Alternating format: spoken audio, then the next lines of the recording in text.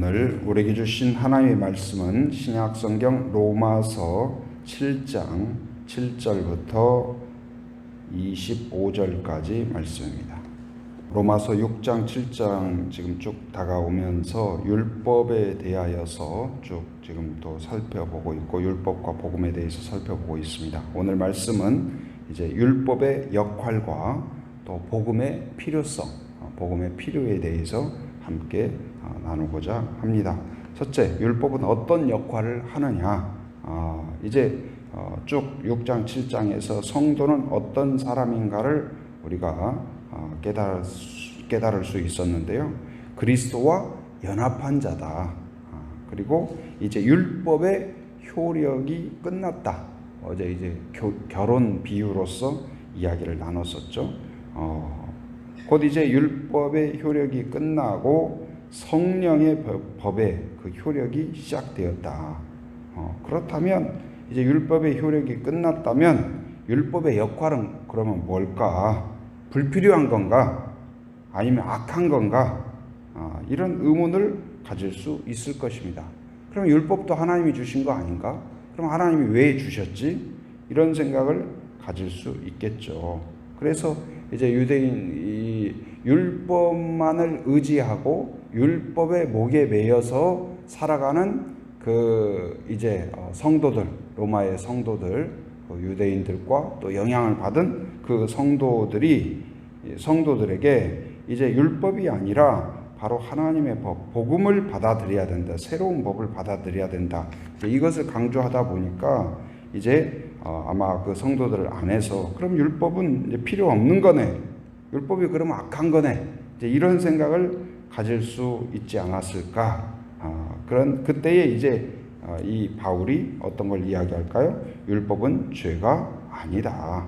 거기 7절 말씀 같이 한번 읽어봅니다. 자, 시작. 그런즉 우리가 무슨 말을 하리요? 율법이 죄냐? 그럴 수 없느니라. 율법으로 말미암지 않고는 내가 죄를 알지 못하였으니 곧 율법이 탐내지 말라 하지 아니하였더라면 내가 탐심을 알지 못하였으리라. 곧 율법이 죄가 되는 것이 아니다. 율법이 악한가? 그렇지 않다. 율법은 오히려 거룩하고 의롭고 또 선하다.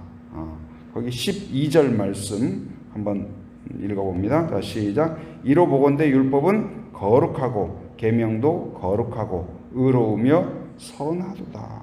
그러면 그 악한 것도 아니고 그리고 거룩하고 선하다면 이것이 왜 그럼 바울의 말과 모순이 되지 않나? 이것이 왜 우리의 구원의 걸림돌이 되는가? 그러면 율법은 어떤 역할을 하는가? 그거에 대하여서 바울이 지금 이제 선포하는 내용은 무엇입니까? 바로 율법은 죄를 분별하게 한다. 죄를 깨닫게 한다. 나의 상태를 알게 한다.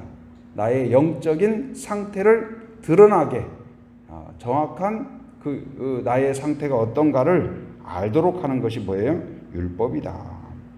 전에도 말씀드렸지만 이 율법은 어떤 역할로 비유할 수 있냐면 건강검진과 같다. 그렇게 표현할 수 있을 것 같습니다. 건강검진하면 여러 가지 검사를 하죠. 치료를 하는 게 아니고 검사를 해요. 검사를 왜 합니까? 몸의 상태를 알고자 하는 거예요. 피검사도 하고 엑스레이도 찍고 CT도 찍고 그러한 건강검진을 함으로써 이제 며칠 지나면 그 검사한 결과가 나오죠. 그러면 내 안에 지방 상태가 어떤지, 콜레스테롤 수치가 어떤지, 그 다음에 어떤 위험 증후군이 어떤 것들이 있는지 이런 것들을 알게 해요. 그래서 우리는 내가 건강하다고 생각했는데 어떤 문제가 나올 수도 있고, 내가 조금 몸이 안 좋다 생각했는데 오히려 내 나이보다도 막 10살, 15살 더 젊은 그런 어떤 체력이 있다. 그렇게 나올 수도 있죠. 그럼 뭘 신뢰해야 될까요?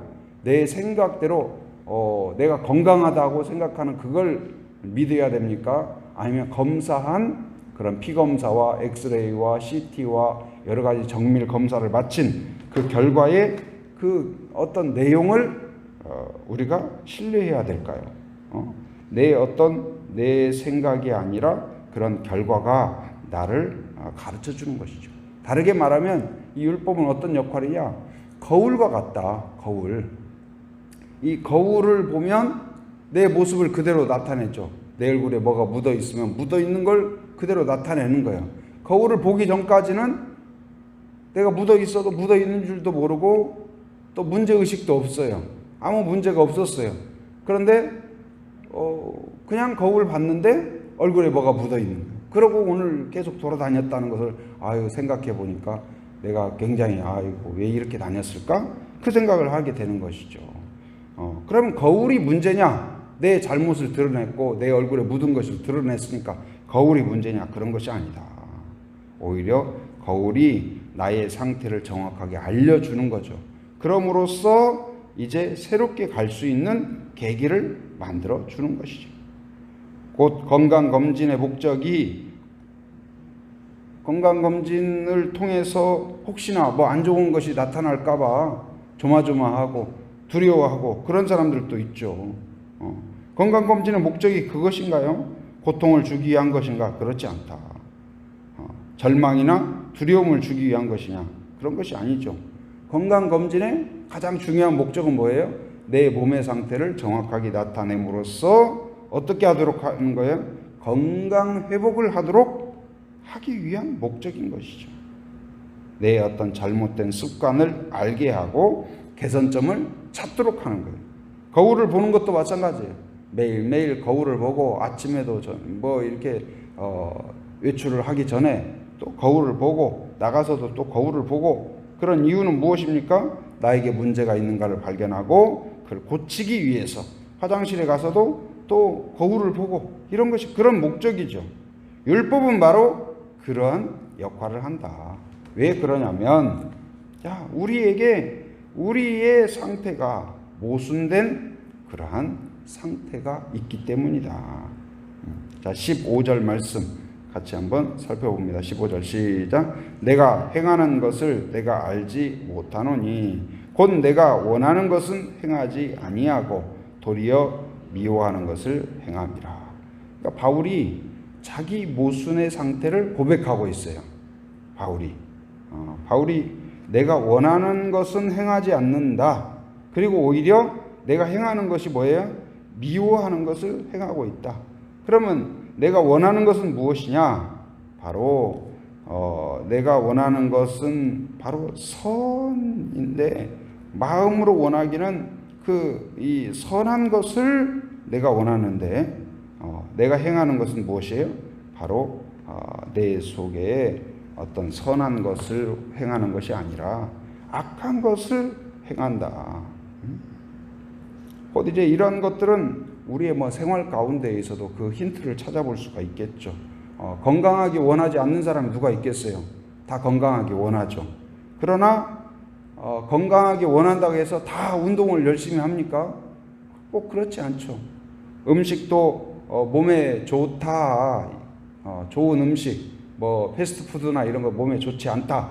하지만 또 그 맛이 주는 어떤 그런 것이 있기 때문에 그런 걸 또 즐겨 먹고 그런 거죠. 학생이 좋은 성적을 원한다고 해서 다 열심히 학업에 집중하냐? 꼭 그렇지 않죠.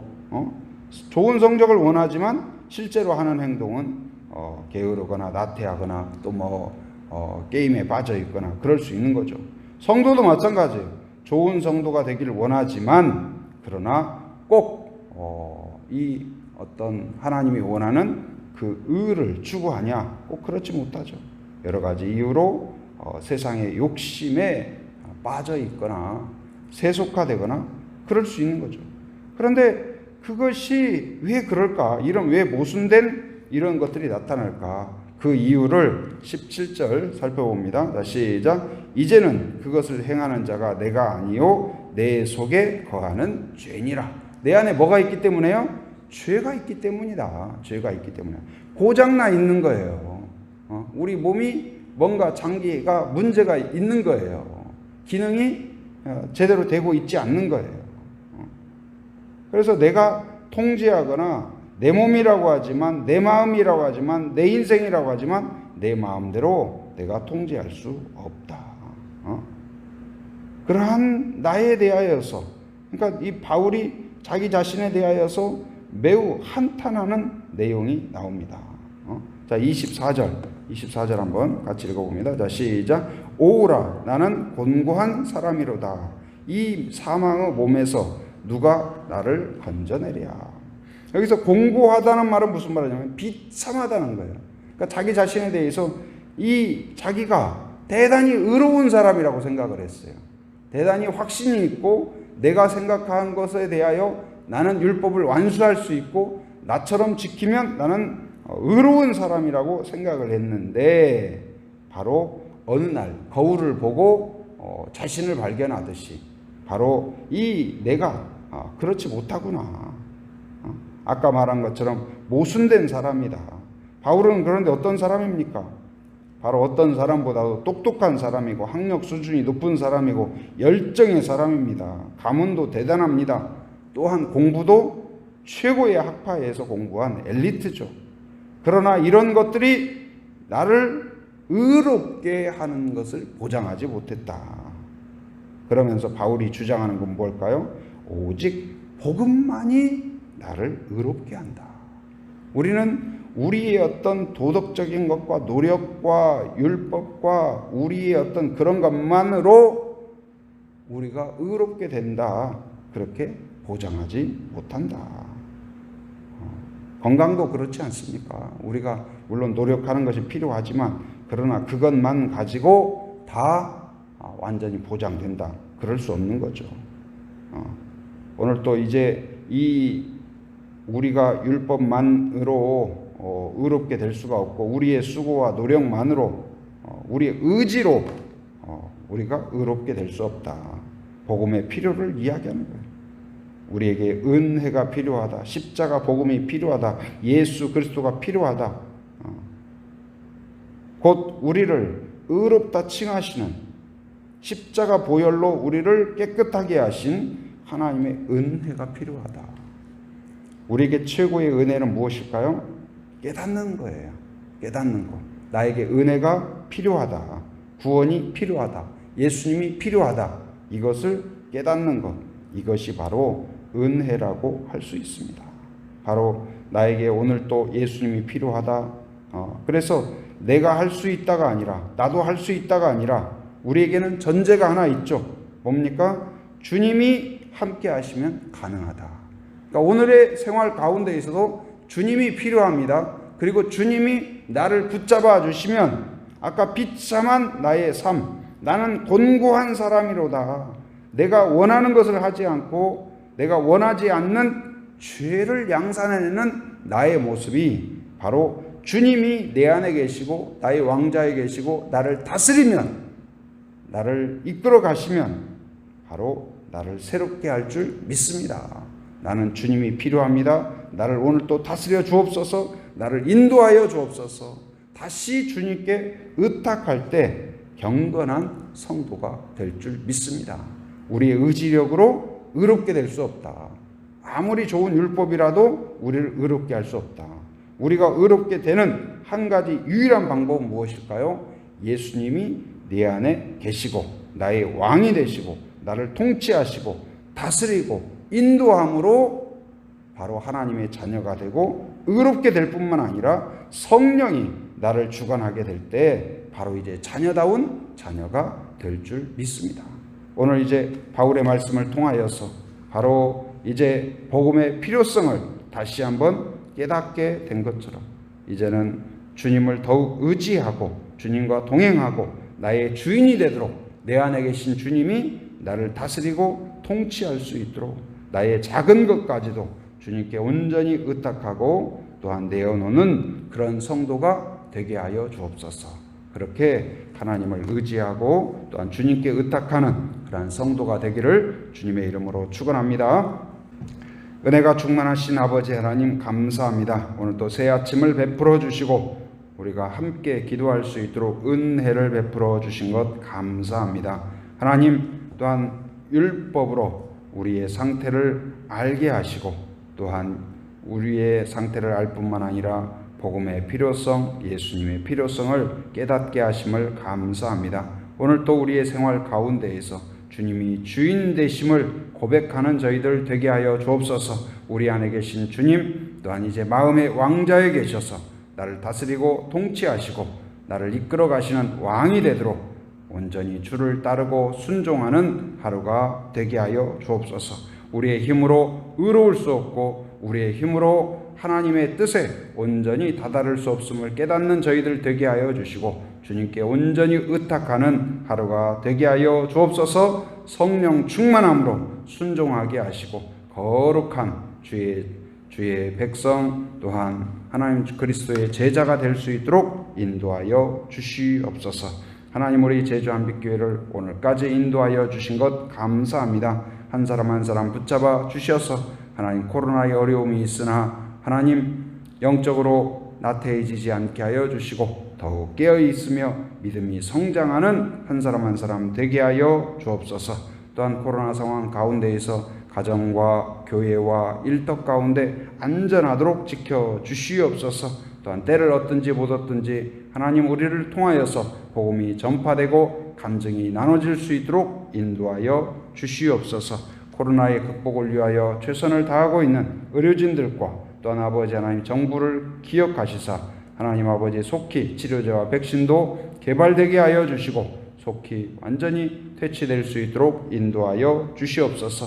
또 육지에 비 피해로 어려움을 겪고 있습니다. 하나님 긍휼히 여겨 주셔서 모든 복구와 모든 상황들이 잘 정돈될 수 있도록 인도하여 주옵소서. 또한 이 나라의 민족을 긍휼히 여겨 주시고 하나님 대통령과 유정자들에게 지혜를 주시며 이 땅이 온전히 정의와 공의가 강물처럼 흐르며 바로선 나라가 될 수 있도록 인도하여 주시옵소서. 오늘도 새벽을 깨우며 함께한 성도들을 축복하며 기도하오니 하나님 마음에 담은 소원과 기도 제목을 하나님께 아뢰일 때 신실하게 응답하여 주시옵소서. 오늘도 삶의 현장을 살아가는 모든 성도들 안전과 건강을 지켜주시고 악한 세력을 막아 주시옵소서. 더러운 것들을 제거하여 주시옵소서. 오늘 또 하나님 해외 육지에 군에 있는 가족들 자녀들 성도들을 기억하여 주시며 안전하게 건강하게 하나님 붙잡아 주시옵소서. 오가는 모든 소식이 복된 소식 되게 하여 주시옵소서.